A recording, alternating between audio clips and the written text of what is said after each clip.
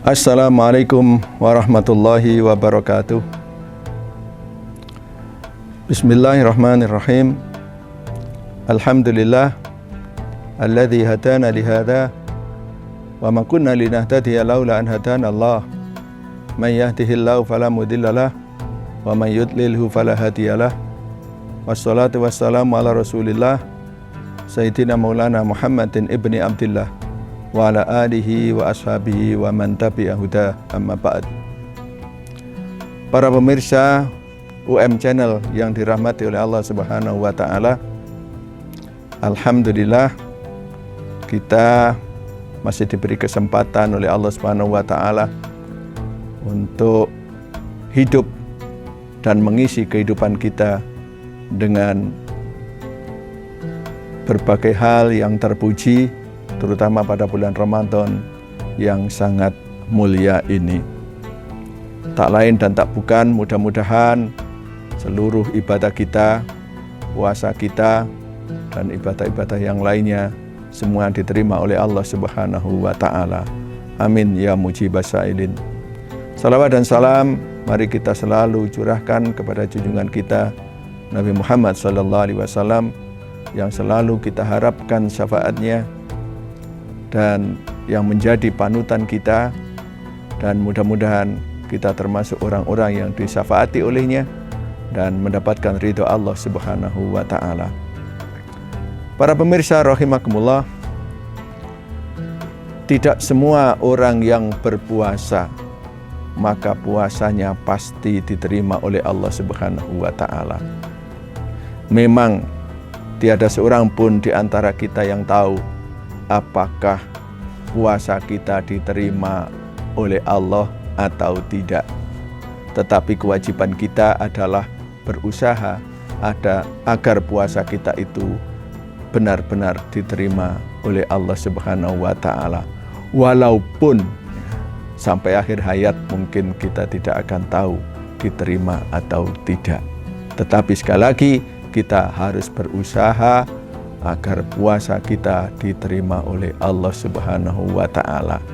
Dan kita telah mendapatkan banyak petunjuk, kita telah banyak mendapatkan dalil-dalil terutama dari dawuh-dawuhnya Rasulullah sallallahu alaihi wasallam, bagaimana sih orang yang puasanya diterima itu, dan apa saja yang menjadikan puasa seseorang akhirnya tidak diterima oleh Allah Subhanahu wa taala. Para pemirsa rahimakumullah, puasa itu dapat dikategorikan menjadi 3. Yang pertama, puasa yang diterima oleh Allah. Yang kedua, puasa yang sah tapi tidak diterima. Atau kalau dilengkapi yang pertama tadi itu adalah puasa yang sah dan diterima. Kemudian yang kedua, sah tapi tidak diterima. Dan yang ketiga adalah puasa yang batal. Puasa yang sah dan diterima adalah puasa yang memenuhi syarat-syaratnya. Artinya juga tidak ada hal-hal yang membatalkan puasa itu yang dilanggar oleh pelakunya. Kemudian pelakunya juga tidak melakukan hal-hal yang bisa menghapus pahala puasa. Jadi kalau puasanya memenuhi syarat, kemudian juga tidak melakukan hal-hal yang bisa menghalangi pahala puasa, maka puasanya akan diterima oleh Allah Subhanahu wa taala. Sedangkan orang yang berpuasa, syarat-syaratnya terpenuhi, tetapi ada hal-hal yang bisa membatalkan pahala puasa, dia langgar, dia kerjakan, maka puasanya menjadi puasa yang sah. Sedangkan kalau syarat-syarat puasa itu ada yang ditinggalkan, atau pelaku puasa itu melakukan sesuatu yang membatalkan puasa, maka tentu saja puasanya termasuk berkategori yang ketiga, yaitu puasa yang batal. Lalu apa konsekuensinya para pemirsa rahimakumullah? Orang yang puasanya sah dan diterima, tentu dia akan mendapatkan pahala dari puasa tersebut. Selain mendapatkan pahala, maka dia juga akan terampuni dosa-dosanya. Jadi puasa yang diterima itu memiliki dua fungsi, yaitu bisa menghapus dosa-dosa dan menambah tabungan pahala untuk kehidupan akhirat yang lebih banyak dan lebih baik lagi. Lalu bagaimana dengan orang yang puasanya sah tetapi tidak diterima oleh Allah? Maka orang yang demikian puasanya telah cukup, dalam arti dia tidak harus mengqadha puasanya, tetapi tidak mendapatkan pahala dan juga tidak mendapatkan ampunan dari dosa-dosanya.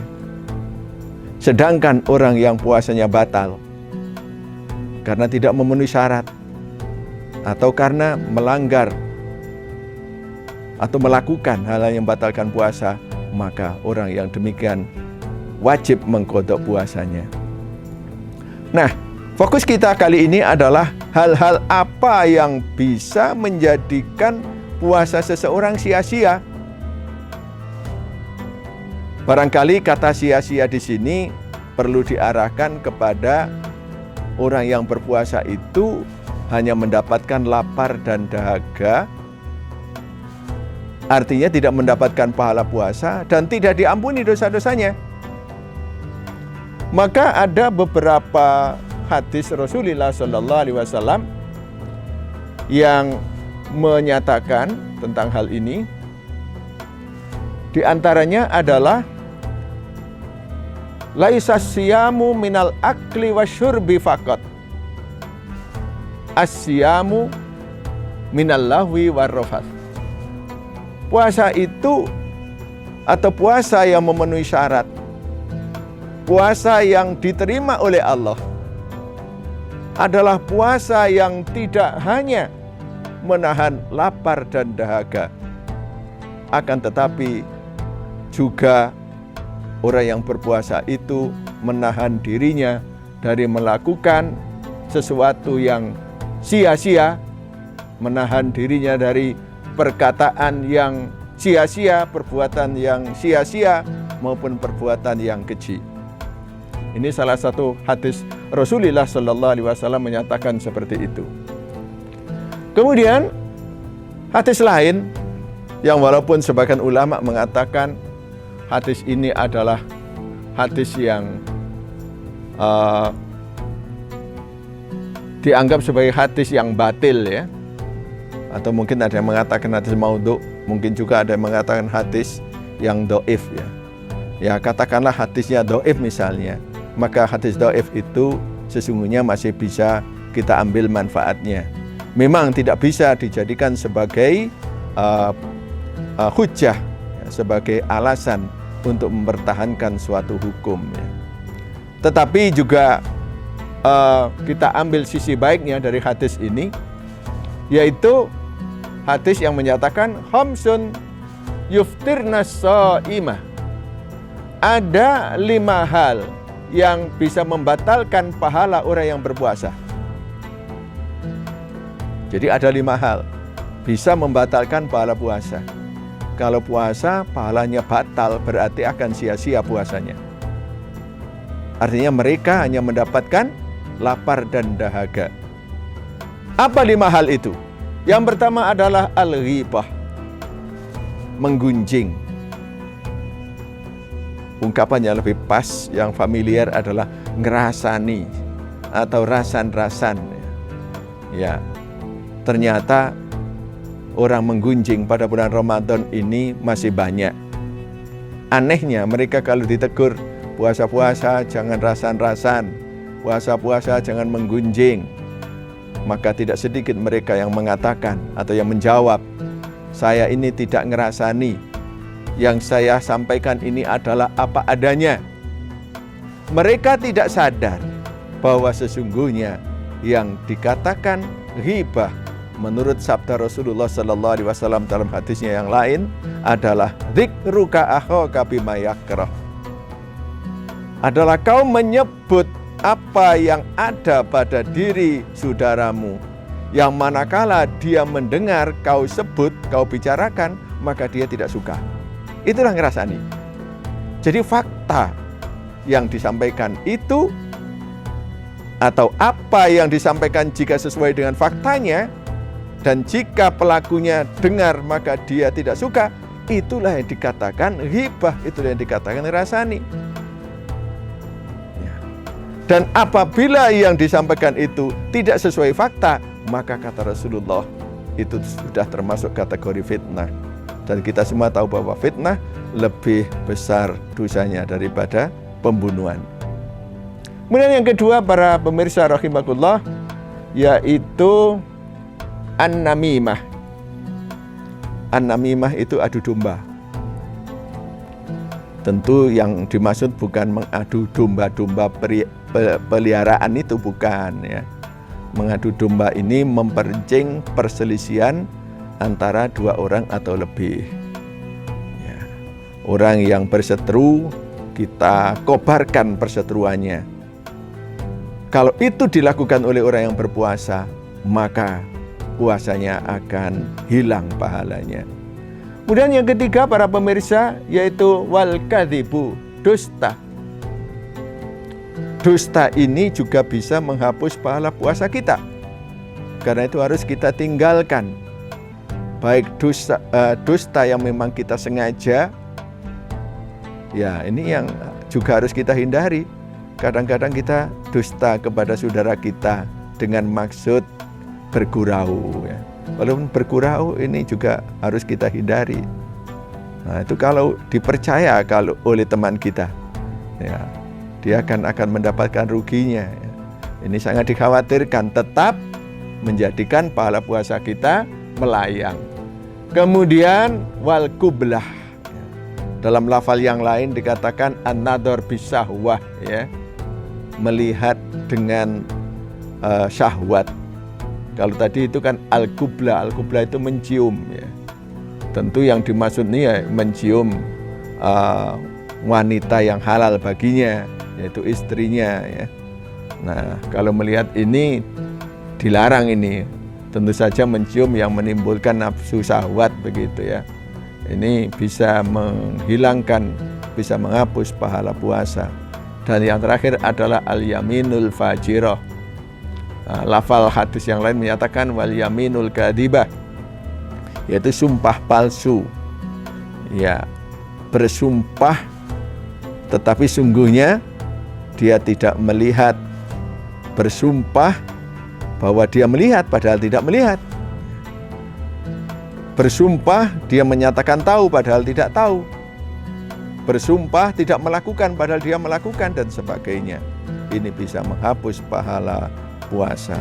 Terakhir, para pemirsa rahimakumullah, walaupun tadi disebut bahwa hadis ini ada yang mengatakan hadis palsu, hadis yang batil, tetapi terkait dengan hibah, disebutkan di dalam kitab Dalilus Sa'ilin bahwa pada masa Rasulullah SAW masih hidup, pernah ada peristiwa pada bulan Ramadan. Ada dua orang wanita yang berpuasa pada bulan Ramadan. Namun akhirnya dua wanita ini kehabisan tenaga. Jadi seluruh badannya lemah, lemas, dan serasa tidak kuat untuk melanjutkan puasanya. Melihat peristiwa ini, maka sebagian sahabat mengajak dua wanita ini menghadap Rasulullah sallallahu alaihi wasallam. Di hadapan Rasulullah sallallahu alaihi wasallam, maka disampaikan kepada beliau bahwa wanita ini mohon untuk diperkenankan membatalkan puasanya karena sudah tidak kuat untuk melanjutkannya. Maka ternyata Rasulullah sallallahu alaihi wasallam malah memberikan satu gelas kosong kepada dua wanita ini, sambil mengatakan, muntahkan isi perutmu ke dalam gelas ini. Lalu seorang di antara keduanya memuntahkan isi perutnya itu. Ternyata gelasnya berisi separuh. Dan apa yang terisikan di gelas ternyata adalah daging dan darah yang baunya sangat busuk. Kemudian wanita yang satunya juga begitu, diminta untuk memuntahkannya. Akhirnya penuhlah gelas tersebut dengan darah dan daging yang busuk. Para sahabat pun akhirnya terheran-heran dibuatnya. Lantas Rasulullah Sallallahu Alaihi Wasallam setelah ditanya oleh para sahabat yang hadir saat itu, yang melihat saat itu, maka Rasulullah mengatakan bahwa wanita itu sebenarnya berpuasa dengan sesuatu yang halal, dengan sesuatu yang memenuhi syarat untuk diterimanya puasa. Akan tetapi puasanya dirusak sendiri dengan membicarakan aib orang lain. Maka yang menjadi isi gelas tersebut adalah akibat dari membicarakan aib orang lain tersebut, yaitu berwujud darah dan daging yang busuk. Tentu hal ini sejalan dengan firman Allah Subhanahu wa taala di dalam surat Al-Hujurat yang mengatakan bahwa orang yang menggunjing itu sama dengan orang yang kan daging saudaranya sendiri yang sudah meninggal. Tentu saja kita semua tidak suka makan daging saudara kita yang sudah meninggal, apalagi yang sudah busuk. Ini merupakan contoh nyata bahwa menggunjing itu sangat dilarang di dalam agama kita dan bisa menghapus pahala-pahala puasa kita. Nah, para hadirin, para pemirsa WM Channel yang dirahmati oleh Allah Subhanahu wa taala, ini yang bisa kami sampaikan. Mudah-mudahan kita bisa terhindar dari berbagai hal yang bisa menghapus pahala puasa kita, sehingga puasa kita tidak ada satupun yang sia-sia belaka. Kita tetap harus mohon pada Allah Subhanahu wa taala agar seluruh rangkaian ibadah yang kita kerjakan semuanya diterima oleh Allah, yang tentu saja harus kita barengi dengan usaha yang maksimal untuk menghindari hal-hal yang mengotori berbagai macam ibadah tersebut, utamanya ibadah puasa kita pada bulan suci Ramadan. Demikian yang bisa kami sampaikan, kurang lebihnya mohon maaf, dan manakala ada yang baik, mudah-mudahan kita diberi kemampuan oleh Allah untuk mengamalkannya dalam kehidupan kita, dan manakala ada yang tidak baik, mudah-mudahan kita masih diberi kesempatan oleh Allah untuk memperbaiki hal-hal yang tidak baik tersebut. Wallahul muwaffiq ila aqwamit thoriq. Assalamualaikum warahmatullahi wabarakatuh.